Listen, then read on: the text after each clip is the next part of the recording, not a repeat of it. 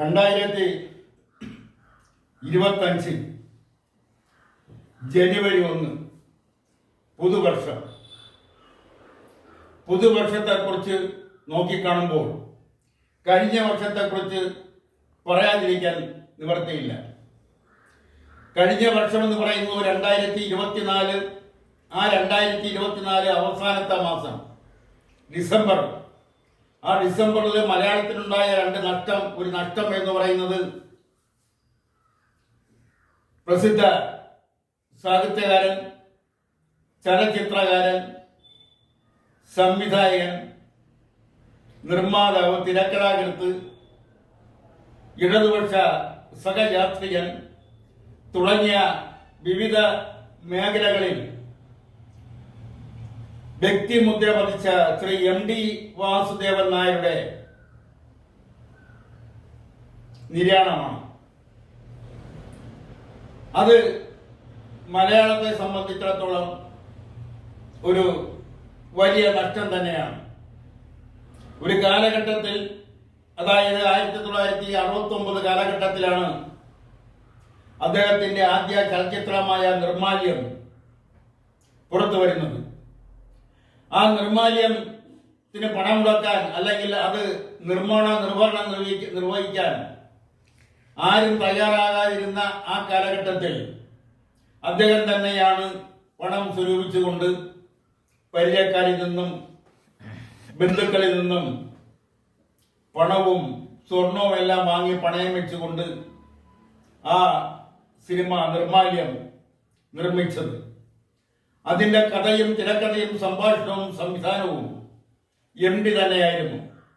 ആ കാലഘട്ടത്തിന്റെ പ്രത്യേകത എന്ന് പറയുന്നത് അന്ധവിശ്വാസങ്ങളും അനാചാരങ്ങളും കൊടികുത്തി വാണുകൊണ്ടിരുന്ന ഒരു കാലഘട്ടത്തിലാണ് അദ്ദേഹം അതിനെതിരെ ശക്തമായ ചാട്ടവാറടിയായിരുന്നു നിർമാല്യം സിനിമ. ആ നിർമാല്യം സിനിമയിലൂടെ അദ്ദേഹം ചലച്ചിത്ര മേഖലയിൽ ഒരു പുതിയ അധ്യായം കുറിക്കുകയാണ് ചെയ്തത്. അന്ധവിശ്വാസത്തിനെതിരെ, അനാചാരങ്ങൾക്കെതിരെ, നിലവിലിരുന്ന സാമൂഹ്യ വ്യവസ്ഥിതിക്കെതിരെയെല്ലാം ആഞ്ഞടിച്ചുകൊണ്ടാണ് അദ്ദേഹം നിർമാല്യം എന്ന സിനിമ പൂർത്തിയാക്കിയതും അതിന്റെ ചിത്രീകരണം പൂർത്തിയാക്കിയതും അത് ജനങ്ങളുടെ മധ്യത്തിൽ ജനങ്ങൾക്ക് വേണ്ടി പ്രദർശിപ്പിച്ചതും. അതുപോലെ തന്നെ മറ്റൊരു നഷ്ടമെന്ന് പറയുന്നത് ഇന്ത്യയിൽ ആകമാനമുണ്ടായ നഷ്ടമാണ്. സാമ്പത്തിക രംഗത്തെ അതിവിദഗ്ധൻ, സാമ്പത്തിക ശാസ്ത്രജ്ഞൻ, ഇന്ത്യയുടെ മുൻ പ്രധാനമന്ത്രി ഡോക്ടർ മൻമോഹൻ സിംഗ്, അദ്ദേഹത്തിന്റെ നിര്യാണവും ഒരു ഇന്ത്യയെ സംബന്ധിച്ചിടത്തോളം, ഇന്ത്യയുടെ സാമ്പത്തിക രംഗത്തെ സംബന്ധിച്ചിടത്തോളം അദ്ദേഹത്തിന്റെ ഭരണകാലത്തുണ്ടായ സാമ്പത്തികപരമായ നേട്ടങ്ങളെ സംബന്ധിച്ച് ഓർക്കുമ്പോൾ അതും ഒരു തീര നഷ്ടം തന്നെയാണ്. ഇനി എടുത്തു പറയേണ്ടുന്ന മറ്റൊരു കാര്യം റോഡ് അപകടങ്ങളെ കുറിച്ചാണ്. 2024 നിരവധി മനുഷ്യ ജീവനുകളാണ് റോഡുകളിൽ പൊലിഞ്ഞത്. ആ റോഡുകളിൽ പൊലിയാനുണ്ടായ കാരണങ്ങളെക്കുറിച്ച് ഇതുവരെയായും ശാസ്ത്രീയമായ പഠനം നടത്തിക്കൊണ്ടൊരു പുതിയ റോഡ് പരിഷ്കാരം നടപ്പിലാക്കുമെന്ന് പറയുന്നതല്ലാണ്ട് അതൊന്നും നാളിതുവരെയായി നടപ്പാക്കിയിട്ടില്ല. നടപ്പാക്കുന്നതിന് വേണ്ടിയുള്ള കാര്യക്ഷമമായ ചർച്ചയോ നടപടിയോ തുടങ്ങിയിട്ടുമില്ല. റോഡ് അപകടങ്ങൾ സാധാരണ ഉണ്ടാകുന്നത് അശ്രദ്ധമായ ഡ്രൈവിംഗ്, മദ്യപിച്ചുകൊണ്ടുള്ള ഡ്രൈവിംഗ്, ട്രാഫിക് നിയമങ്ങൾ തെറ്റിച്ചുകൊണ്ടുള്ള ഡ്രൈവിംഗ്, മനഃപൂർവ്വം കൊലപ്പെടുത്തണമെന്ന ഉദ്ദേശത്തോടെ ഡ്രൈവിംഗ് നടത്തുന്ന സ്വഭാവങ്ങൾ, ഇങ്ങനെ വ്യത്യസ്ത കാരണങ്ങൾ കൊണ്ടാണ് റോഡ് അപകടങ്ങളിൽ മനുഷ്യജീവൻ പൊലിയുന്നത്. ആ കണക്കിലേക്കൊന്നും കിടക്കുന്നില്ല. എന്നാൽ ഒരു വർഷം കേരളത്തിലെ റോഡ് അപകടങ്ങളിൽ മരിക്കുന്നവരുടെ എണ്ണം എത്രയോ വലുതാണ് അതിനേക്കാൾ അപകടം പറ്റിയവരുടെ എണ്ണം. ഓരോ അപകടം ഉണ്ടാകുമ്പോഴും ഓരോ അപകടത്തിൽ നിരവധി പേർ മരണപ്പെടുമ്പോൾ ചില നിർദ്ദേശങ്ങളുമായി ഇനി ഇത് ആവർത്തിക്കാതിരിക്കുന്നതിനുള്ള റോഡ് നിയമങ്ങളെക്കുറിച്ച് ജനങ്ങളെ ബോധവൽക്കരിക്കുന്നതിന് വേണ്ടി ചില നിർദ്ദേശങ്ങൾ, പത്രപ്രസ്താവനകൾ ഒക്കെ നടക്കുന്നുണ്ടെങ്കിൽ തന്നെയും അതൊന്നും സുതാര്യമായ ഒരു നടപടിയിലേക്ക് നീങ്ങുന്നില്ല. അതുകൊണ്ടാണ് വീണ്ടും വീണ്ടും റോഡ് അപകടങ്ങൾ വർദ്ധിച്ചു വരുന്നത്. അത് 2024 സംബന്ധിച്ചിടത്തോളം റോഡ് അപകടങ്ങളിൽ പൊരിഞ്ഞവരുടെ എണ്ണം വളരെ വലുതാണ്. അതോടൊപ്പം തന്നെ എടുത്തു പറയേണ്ടുന്ന മറ്റൊരു കാര്യം, 2024 അവസാനിക്കുന്നിടത്ത് ഉണ്ടായ ഒരു സംഭവം.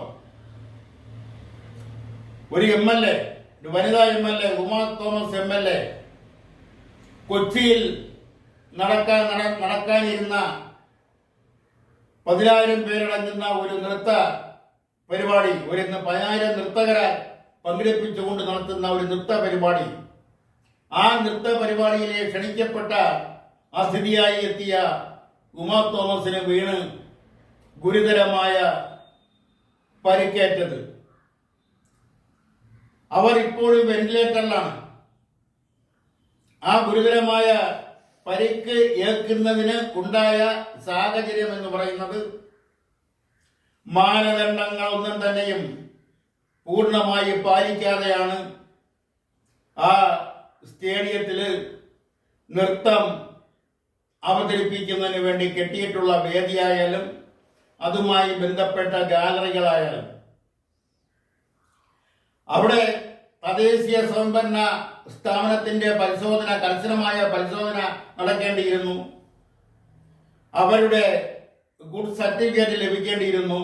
അതൊക്കെ സംഘടിപ്പിച്ചിട്ടുണ്ടാവാം. അതോടെ തന്നെ ആരോഗ്യ വകുപ്പിന്റെ പരിശോധന, അഗ്നിശമന സേന വിഭാഗത്തിന്റെ പരിശോധന, പോലീസ് സേനയുടെ പരിശോധന, ഇത്തരം പരിശോധന എല്ലാം കഴിഞ്ഞ് അവരെല്ലാം ഫിറ്റ്നസ് സർട്ടിഫിക്കറ്റ് കൊടുത്തതിന് ശേഷം മാത്രമേ അവിടെ ഇത്തരം പരിപാടികൾ നടത്തുന്നതിനുള്ള അനുവാദം തദ്ദേശീയ സ്വയംഭരണ വകുപ്പ് കൊടുക്കാൻ പാടുള്ളൂ. ഇതിൽ എവിടെയൊക്കെയാണ് പിഴവ് സംഭവിച്ചതെന്നുള്ളത് ഇനി അന്വേഷണത്തിൽ കണ്ടെത്തേണ്ടിയിരിക്കുന്നു. അങ്ങനെ കണ്ടെത്തിയാൽ തന്നെയും അതിൻ്റെ മേൽ ഒരു കർശനമായ നടപടി ഉണ്ടാവും എന്ന് തോന്നുന്നില്ല. അങ്ങനെ കർശനമായ നടപടി സ്വീകരിച്ചെങ്കിൽ മാത്രമേ ഇനിയെങ്കിലും ഇത്തരം സംഭവങ്ങൾ ആവർത്തിക്കാതിരിക്കുന്നതിനുള്ള നടപടികൾ കൈക്കൊള്ളും. അത് എന്തുകൊണ്ടോ ഇവിടെ സുതാര്യമായി അത് നടക്കുന്നില്ല. ഓരോ അപകടം സംഭവിക്കുമ്പോഴും എന്തെങ്കിലുമൊക്കെ പ്രസ്താവനകളും നിർദ്ദേശങ്ങളും നടപടിയെടുക്കും എന്ന് പറയുന്നതല്ലാണ്ട് സുതാര്യമായ നടപടികൾ ഒന്നും എടുത്തതായിട്ട് അറിവില്ല. പിന്നെ 2024 അവസാനിച്ചുകൊണ്ട് 2025 തുടക്കം കുറിച്ചപ്പോഴത്തേന് എടുത്ത് പറയേണ്ടുന്ന മറ്റൊരു കാര്യം മൊബൈലിനെ കുറിച്ചാണ്. എല്ലാം ഒരു മൊബൈലിനകത്ത് ഒതുക്കിക്കൊണ്ട് ജീവിത യാത്ര അത് മുന്നോട്ട് പായുന്ന ഒരു യാത്ര. ആ മൊബൈലിലൂടെയാണ് ജീവിതം ഒരു ദിവസം ആരംഭിക്കുന്നതും ഒരു ദിവസം അവസാനിക്കുന്നതും. ആ മൊബൈലിലൂടെയാണ് ജീവിതം മുന്നോട്ട് പൊയ്ക്കൊണ്ടിരിക്കുന്നത്. ഒരു മൊബൈൽ, അത് വളരെ ചെറിയ കുട്ടി മുതൽ നഴ്സറി ക്ലാസ്സുകളിൽ പോലും എത്തിയിട്ടില്ലാത്ത കുട്ടി മുതൽ മുതിർന്നവരുടെ കയ്യിൽ വരെ 10,000-കണക്കിന് രൂപ വിലപിടിപ്പുള്ള മൊബൈൽ ഫോണാണ് ഇരിക്കുന്നത്. ഇതുമൂലമുണ്ടാകുന്ന കൊച്ചുകുട്ടികൾക്ക് ഇതുമൂലമുണ്ടാകുന്ന ദോഷങ്ങൾ അത് രക്ഷകർത്താക്കൾ അക്കാര്യത്തെക്കുറിച്ച് ബോധവാന്മാരെ അല്ലാത്തത് കൊണ്ടല്ല. ഒരു വിലപിടിപ്പുള്ള മൊബൈൽ ഫോൺ തൻ്റെ കുട്ടി ഉപയോഗിക്കുമ്പോൾ അതിൽ എന്തോ വലിയ കാര്യം, വലിയ മഹാത്മ്യമാണ് രക്ഷകർത്താക്കൾ കണ്ടെത്തുന്നത്. അത് തൻ്റെ കുഞ്ഞിനുണ്ടാക്കുന്ന ദോഷകരമായ കാര്യങ്ങളെക്കുറിച്ച് ചിന്തിക്കുന്നില്ല. മക്കൾക്ക് 2 വീലർ വാങ്ങിക്കൊടുക്കുന്ന രക്ഷകർത്താക്കളെ പോലെയാണ്. അവരതുമൂലം പക്വതയില്ലാത്ത മക്കൾക്ക്, പ്രത്യേകിച്ചും ആ മക്കൾക്ക് 2 വീലറുകൾ സമ്മാനമായി കൊടുക്കുമ്പോൾ അവരത് ദുരുപയോഗം ചെയ്യും എന്നതിനെ കുറിച്ച് ഈ രക്ഷകർത്താക്കൾ മുൻകൂട്ടി കാണുന്നില്ല. അങ്ങനെ ഒരു പരിധിവരെ മൊബൈൽ ഫോൺ ദുരുപയോഗത്തെക്കുറിച്ചായാലും മോട്ടോർ വാഹനങ്ങൾ ദുരുപയോഗം ചെയ്യുന്നതിനെ കുറിച്ചായാലും ഈ അടുത്ത കാലത്ത് തന്നെ വളരെ ചെറിയ കുട്ടികൾക്ക് കുട്ടികളെ കൊണ്ട് വാഹനം ഓടിക്കുന്ന വാർത്തകൾ, രക്ഷകർത്താക്കൾ വാഹനം ഓടിക്കുന്ന വാർത്തകൾ പുറത്തു വന്നത്. അങ്ങനെ ചെറു കുട്ടികളെ കൊണ്ട്, പ്രായപൂർത്തിയാകാത്ത കുട്ടികളെ കൊണ്ട് വാഹനം ഓടിച്ചാൽ രക്ഷകർത്താവിന്റെ പേരിൽ കേസെടുക്കാവുന്ന നിയമം നിലനിൽക്കെ അങ്ങനെ കേസെടുക്കും എന്ന് അറിഞ്ഞുകൊണ്ട് തന്നെയാണ് ഇത്തരം രക്ഷകർത്താക്കൾ പ്രായപൂർത്തിയാകാത്ത കൊച്ചു കുട്ടികളെ കൊണ്ട് വാഹനങ്ങൾ ഓടിപ്പിക്കുന്നത്. ഇതിനെല്ലാം എവിടെയാണ് ഒരു അറുതി വരുത്താൻ കഴിയുക എന്ന് ചോദിച്ചാൽ, എല്ലാവരും സ്വയം നന്നാവണം എന്ന് പറഞ്ഞാൽ ശരിയാവില്ല. അങ്ങനെ ആരും നന്നാവില്ല. അങ്ങനെ നന്നായി ആയിട്ടുള്ള ചരിത്രവുമില്ല. ഇവിടെയെല്ലാം നിയമം കർശനമായി ഇടപെടുകയും നിയമം ലംഘിക്കുന്നവരെ കർശനമായി നിയമത്തിന്റെ മുന്നിൽ കൊണ്ടുവന്ന് കർശനമായ ശിക്ഷകൾ വാങ്ങിക്കൊടുക്കുന്ന ഒരു സംവിധാനം ഉണ്ടായെങ്കിൽ മാത്രമേ ഇത്തരം ഉപയോഗങ്ങളെ ഒരു പരിധിവരെയെങ്കിലും നിയന്ത്രിക്കാൻ കഴിയൂ.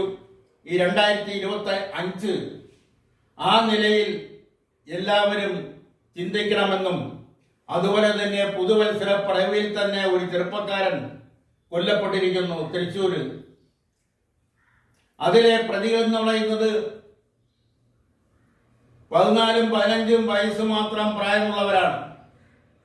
അപ്പോൾ ഈ പ്രായപൂർത്തിയാവാത്ത കുട്ടികളിൽ എന്തുമാത്രം ക്രിമിനൽ സ്വഭാവം വളർന്നു വന്നിരിക്കുന്നു എന്നുള്ളത് ഇതിൽ നിന്നും ബോധ്യപ്പെടുന്നതാണ്.